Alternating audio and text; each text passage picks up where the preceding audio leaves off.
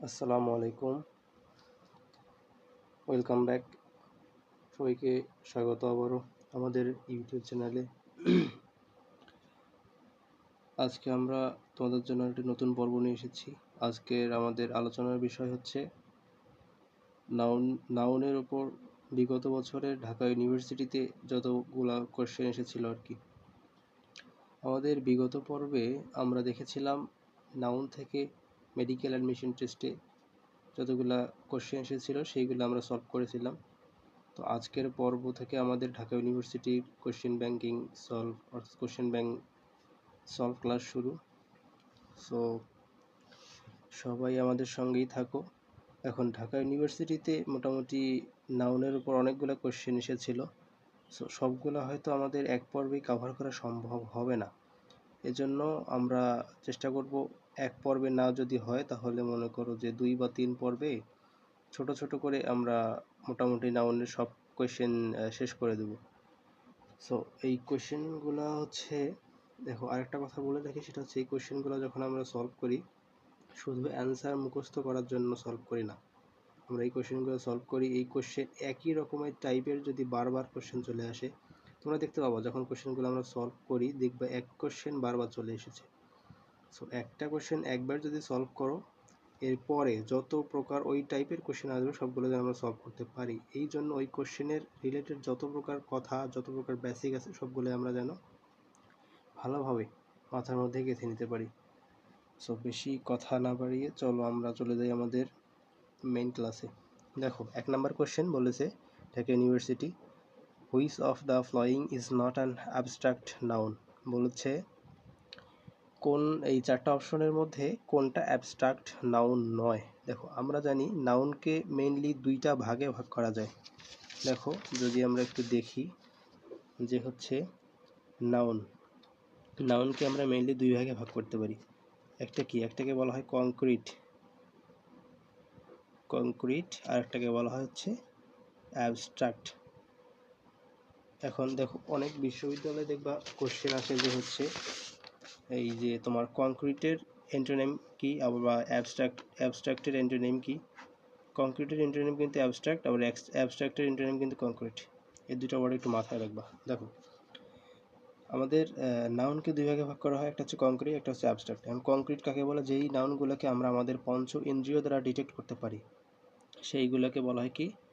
Concrete noun. এবং abstract noun কাকে বলে? যেগুলো আমাদের পঞ্চ ইন্দ্রিয় দ্বারা ডিটেক্ট করা যায় না, এগুলোকে বলা হয় অ্যাবস্ট্রাক্ট নাউন। এখন দেখি যদি এখানে অপশনগুলো একটু আমরা খেয়াল করি, বলেছে হচ্ছে গুডনেস মানে কি?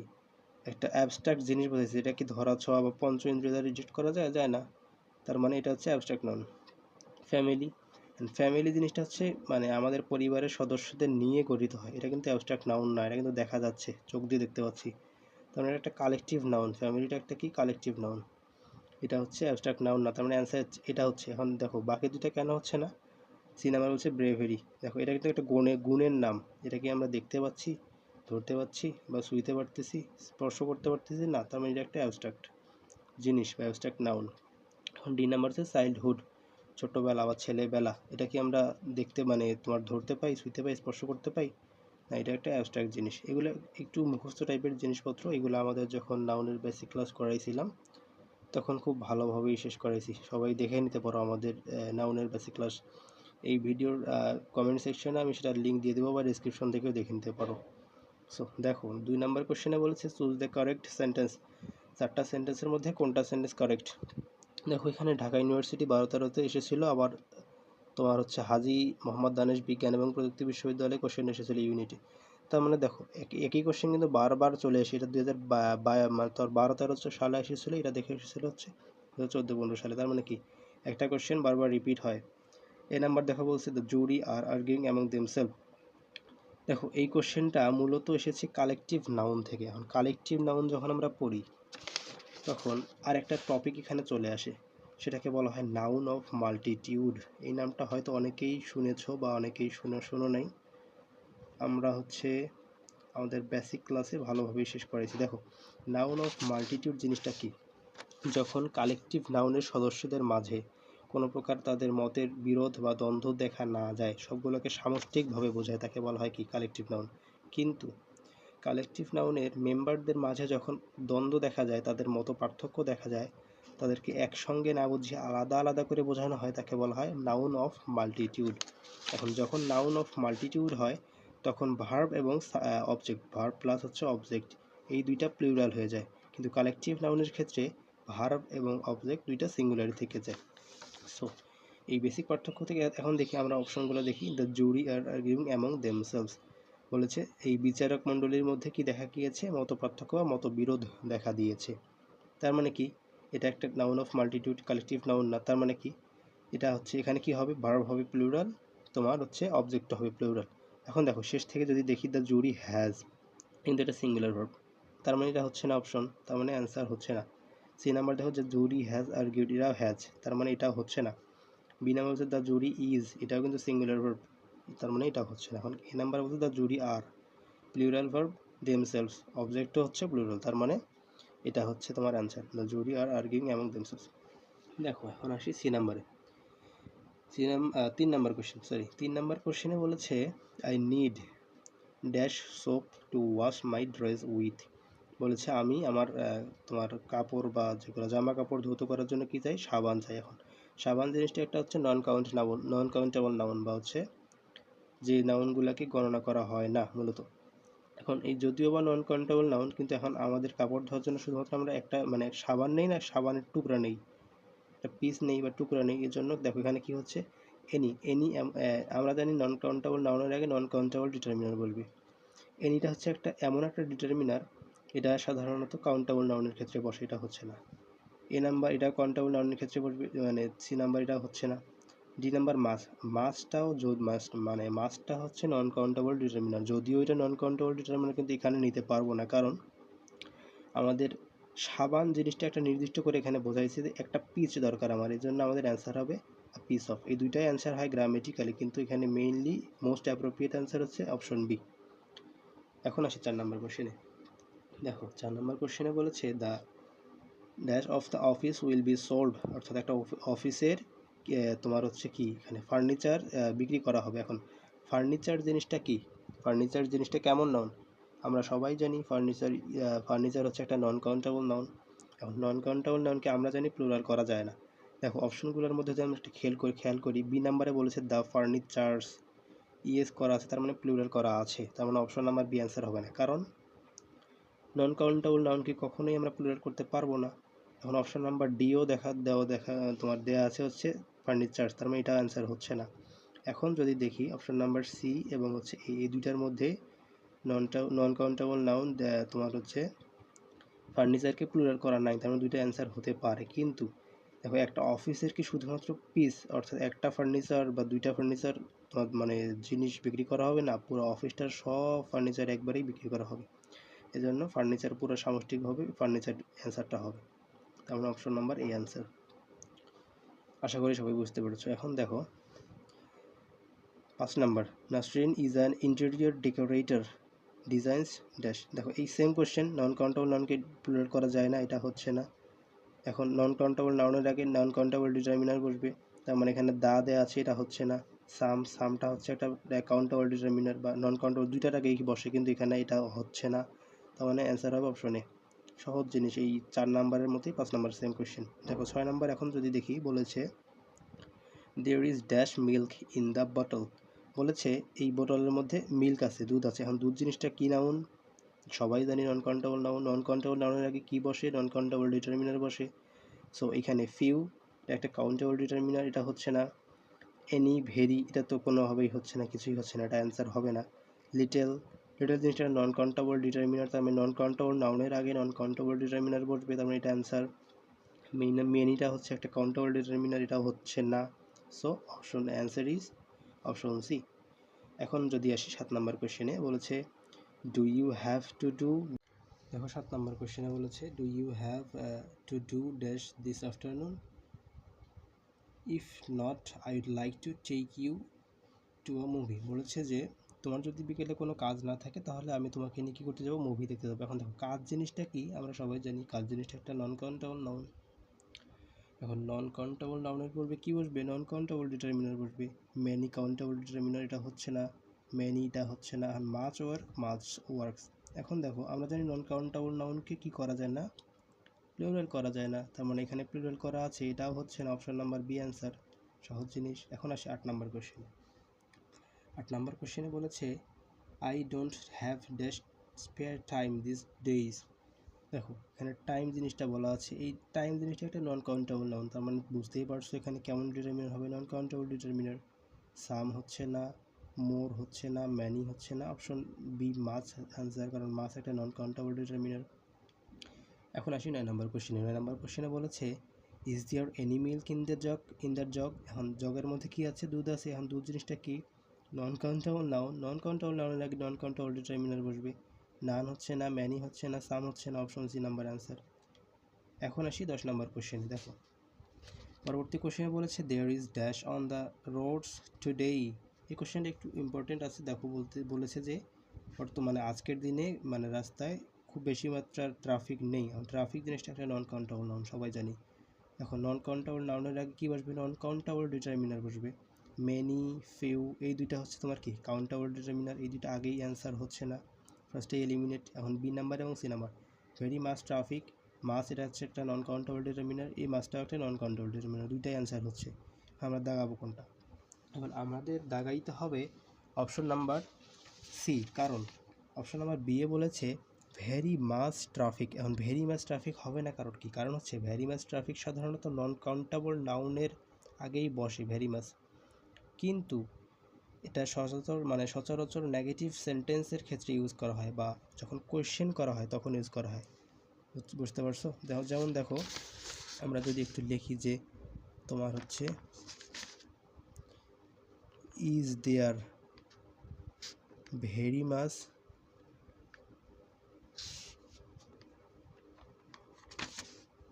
ট্রাফিক, তাহলে দেখো এটা একটা কোশ্চেন করা হয়েছে, কিন্তু কোশ্চেনের ক্ষেত্রে এখানে ভেরি মাসটা ইউজ করা হয়েছে। কিন্তু দেখো আমাদের এই অপশনের ক্ষেত্রে কি এখানে কোশ্চেন করা হয়েছিল না, এটা যদি নেগেটিভ সেন্টেন্স হতো তাহলে কিন্তু এখানে ভেরি মাসটা ইউজ করা যাইতো। যেমন there isn't very mass traffic today, এক্ষেত্রে ইজন্ট ছিল না। আর ইজন্ট যদি হতো তাহলে কিন্তু এখানে ভেরি মাসটা ইউজ করা হতো। এখানে যেহেতু ওই রকম কোনো সেন্টেন্স নাই, তার মানে এখানে হবে কি টু মাস ট্রাফিক, মানে অতিরিক্ত বা নেতিবাচক কিছু বোঝাইতে টু মাস ব্যবহার করা হয়। আশা করি সবাই বুঝতে পারছো। এখন আসি 11 নম্বর। 11 নম্বরে বলছে I like dash information please. আর ইনফরমেশন জিনিসটা কি, ইনফরমেশন জিনিসটা কি নন কাউন্টেবল না কাউন্টেবল নাউন, বলো। ইনফরমেশন জিনিসটা অবশ্যই একটা নন কাউন্টেবল নাউন। আর নন কাউন্টেবল নাউনের কী বসবে, নন কাউন্টেবল ডিটারমিনার বসবে। এখন দেখো এই পিস এটা একটা কাউন্টেবল, এটা হচ্ছে না। ফিউ এটাও একটা কাউন্টেবল, এটা হচ্ছে না। এন এটাও একটা কাউন্টেবল। এখন সাম এমন একটা ডিটারমিনার যে নন কাউন্টেবল নাউনের আগেও বসে, কাউন্টেবল নাউনের আগেও বসে। এখানে যেহেতু এমন কোনো অপশন নাই, সো আমাদের এটা নিতে হবে সাম, মন্দের ভালো। বুঝতে পারছো? এই সাম অর্থ হচ্ছে কিছু, অর্থাৎ কিছু ইনফরমেশন দরকার। এখন দেখো 12 নম্বর কোয়েশ্চেনে বলছে চুজ দ্য কারেক্ট সেন্টেন্স। এই সেন্টেন্সগুলোর মধ্যে কোন সেন্টেন্সটা কারেক্ট। এখন ফার্নিচার, ওই একই কোয়েশ্চেন দেখো আবার চলে এসেছে। ফার্নিচার একটা non countable noun, non countable নাউনকে কী করা যাবে না, প্লুরাল করা যাবে না। অপশন নাম্বার সি এবং বি হচ্ছে অ্যান্সার হচ্ছে না, এলিমিনেট। অপশন নাম্বার এ এবং হচ্ছে ডি হতে পারে। দেখো কিন্তু ফার্নিচারের আগে আমরা জানি নন কাউন্টেবল ডিটারমিনার বসবে, ফিউটা একটা কাউন্টেবল ডিটারমিনার, এটাও হচ্ছে না। তার মানে এই সামটা হচ্ছে নন কাউন্টেবলের আগেও বসে, কাউন্টেবলের আগেও বসে, তার মানে অ্যান্সার হচ্ছে এখানে ডি। আশা করি সবাই বুঝতে পারছো। এখন দেখি নেক্সট কোয়েশ্চেন। নেক্সট কোয়েশ্চেনে বলেছে the police have collected dash about the crime. ইনফরমেশনের ক্ষেত্রে আবার ইনফরমেশন চলে এসেছে, ইনফরমেশনটা নন কাউন্টেবল নাউন। দেখো এই কোয়েশ্চেনটা ডিউতে দুইবার এসেছিলো, এমবিএতে একবার এসেছিলো the entrepreneur has collected dash about the investment opportunity. দেখো এই যে ইনফরমেশনের আগে নন কাউন্টেবল ডিটারমিনার বসবে, ম্যানি হচ্ছে না, ম্যানি হচ্ছে না। A lot of information, a lot of informations. এখন আমরা জানি নন কাউন্টেবল নাউন কী করা যায় না, প্লুরাল করা যায় না, প্লুরাল করা আছে, এটাও হচ্ছে না। তারপরে আনসার কি, অপশন সি। এগুলো কিন্তু অনেক সহজ কোয়েশ্চেন, তোমরা একটু বুঝে বুঝে করলে বা এই নাউনের উপর যদি বেসিকটা ভালো ক্লিয়ার থাকে তাহলে এই কোয়েশ্চেনগুলো খুব সহজেই তোমরা অ্যান্সার করে আসতে পারবা, আশা করা যায়। এখন এইগুলো যদি তোমাদের বেসিকের সমস্যা দেখা যায়, তোমরা আমাদের ইউটিউব চ্যানেলকে ফলো করতে পারো, সেখানে বেসিকের সুন্দর ক্লাস দেওয়া আছে, দেখলেই মোটামুটি সব ধরনের নাউন সম্পর্কে যা আছে সব কভার হয়ে যাবে। এখন আসি 14 নম্বর কোশ্চেনে বলেছে dash can be grown on arid land. Arid land অর্থ হচ্ছে অনুর্বর জমি। দেখো এখানে লিখে রাখছি, এই কোশ্চেনটা দেখো কতবার এসেছিল, দেখেছো? এখন দেখো, অর্থাৎ একটা অনুর্বর জমিতে কি করা হচ্ছে, মানে কেমন ধরনের ফসল জন্মে, খুব কম বা কিছু সংখ্যক, একদম যেগুলো গণনা করে শেষ করা যায় এরকম কিছু ফসল জন্মে। দেখো অনলি আ লিটাল ক্রপ। এখন লিটাল জিনিসটা একটা কি, এই ক্রপ জিনিসটা একটা আমরা জানি কাউন্টেবল নাউন। কারণ কাউন্টেবল নাউনের আগে কী বসবে, কাউন্টেবল ডিটারমিনার বসবে। লিটেল এইগুলো হচ্ছে নন কাউন্টেবল ডিটারমিনার, এগুলো হচ্ছে না। এই ফিউটা হচ্ছে একটা কাউন্টেবল ডিটারমিনার, অনলি আ ফিউটা হচ্ছে একটা কাউন্টেবল ডিটারমিনার। এখন দেখো অনলি ফিউ এবং অনলি আ ফিউ এই দুটার মধ্যে পার্থক্য কী? এই দুটার মধ্যে পার্থক্য আমরা কিন্তু বেসিক ক্লাসে করাইছিলাম। এই দুটার মধ্যে পার্থক্য হচ্ছে অনলি ফিউ মানে, অনলি আ ফিউ মানে কিছু সংখ্যক, আর শুধুমাত্র যখন ফিউ বলবে এটা নেগেটিভ অর্থ দিবে এখানে, অর্থাৎ একদম নাই বললেই চলে, নেগেটিভ অর্থ। তার মানে একটা অ্যারিড ল্যান্ড অর্থাৎ অনুর্বর জমিতে কিন্তু কিছু সংখ্যক ফসল জন্মে, যেগুলো আমাদের হাতে গোনে শেষ করা যায়। তার মানে এখানে অনলি আ ফিউ অ্যান্সার। বুঝতে পারছো আশা করি। এখন আসি নেক্সট কোশ্চেনে, বলেছে 15 নম্বর কোশ্চেন। দেখো although southern California is densely populated dash live in the Northern part of the state. DU, দেখো ডি ইউনিটে চলে এসেছিলো কোশ্চেনটা। এখন বলেছে although southern California is densely populated, অর্থাৎ সাউথ পার্টের মানে ক্যালিফোর্নিয়ার সাউথ পার্টটা ডেন্সলি পপুলেটেড, কিন্তু বলছে live in the Northern part of the state, অর্থাৎ নর্দার্ন পার্টের দিকে কিছু সংখ্যক মানুষ আছে। তার মানে এখানে কিছু, মানে কিছু সংখ্যক অর্থাৎ কাউন্টেবল জিনিসটা বোঝাইছে না। তার মানে এখন কাউন্টেবল মানে এখানে কাউন্টেবল ডিটারমিনার সঙ্গে বসবে, তার মানে এই ডিটেলটা হচ্ছে না।